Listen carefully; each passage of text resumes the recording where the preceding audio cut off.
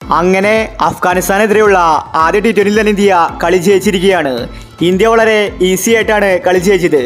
എങ്കിലും ഇന്ന് സഞ്ജുവിന് ഒരവസരം കിട്ടിയില്ല. ജിതേഷ് ശർമ്മയായിരുന്നു ഇന്ത്യയുടെ വിക്കറ്റ് കീപ്പർ. സീനിയർ താരം സഞ്ജുവായിട്ടും താരത്തെ പുറത്താക്കി. രഞ്ജി ട്രോഫിയിൽ കളിക്കുന്ന സഞ്ജുവിനെയാണ് BCCI ഇന്ത്യൻ ടീമിലെടുത്തത്. എന്നിട്ട് താരത്തെ സൈഡ് ബെഞ്ചിൽ ഒതുക്കി. ഇന്ന് ഇന്ത്യ ഫസ്റ്റ് T20 ജയിച്ച ശേഷം ക്യാപ്റ്റൻ രോഹിത് ശർമ്മ പറഞ്ഞ കാര്യമാണ് നമ്മൾ ഈ ഒരു വീഡിയോയിൽ നോക്കുന്നത്. ഇത്തരം ക്രിക്കറ്റ് ന്യൂസിന് വേണ്ടി ഈ ചാനൽ മറക്കാതെ സബ്സ്ക്രൈബ് ചെയ്യൂ. 158 റൺസാണ് അഫ്ഗാനിസ്ഥാൻ ഇന്ന് എടുത്തിട്ടുണ്ടായിരുന്നത്. പിന്നീട് ഇന്ത്യ സെക്കൻഡ് ബാറ്റിങ്ങിൽ 6 റൺസ് മറികടന്നു.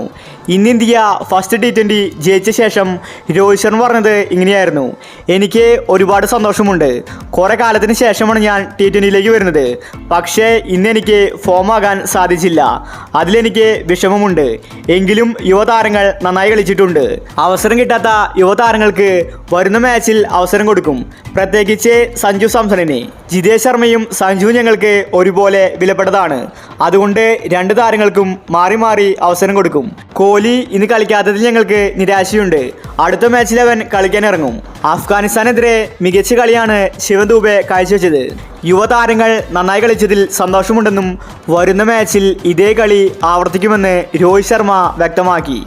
ഇന്ത്യൻ ആരാധകർ ആവേശത്തിലാണ്. എന്നാൽ മലയാളി ആരാധകർ നിരാശയിലുമാണ്. സഞ്ജുവിനെ വീണ്ടും സൈഡ് ബെഞ്ചിൽ ഒതുക്കി. ഇങ്ങനെയാണെങ്കിൽ സഞ്ജുവിനെ എന്തിനാണ് ടീമിലെടുക്കുന്നതെന്നാണ് ആരാധകർ ചോദിക്കുന്നത്. ജിതേഷ് ശർമ്മ സഞ്ജുവിനേക്കാൾ ജൂനിയറാണ്. എന്നിട്ടും താരത്തെ കളിപ്പിച്ചു. സഞ്ജുവിനെ മനഃപൂർവ്വം ഒഴിവാക്കി. എന്തായാലും ഇന്ത്യ ഇന്ന് മികച്ച കളിയാണ് കാഴ്ചവെച്ചത്.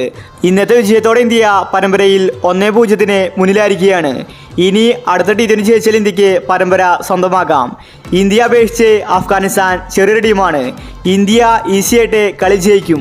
പക്ഷേ അഫ്ഗാൻ ഇന്ന് 158 റൺസ് എടുക്കുമെന്ന് ആരും തന്നെ കരുതിയില്ല. അപ്പോൾ ഇന്നത്തെ കളിയെ പറ്റി നിങ്ങളുടെ അഭിപ്രായങ്ങൾ താഴെ കമൻറ്റ് ചെയ്യൂ. ഇത്തരം ക്രിക്കറ്റ് ന്യൂസിന് വേണ്ടി ഈ ചാനൽ മറക്കാതെ സബ്സ്ക്രൈബ് ചെയ്യൂ.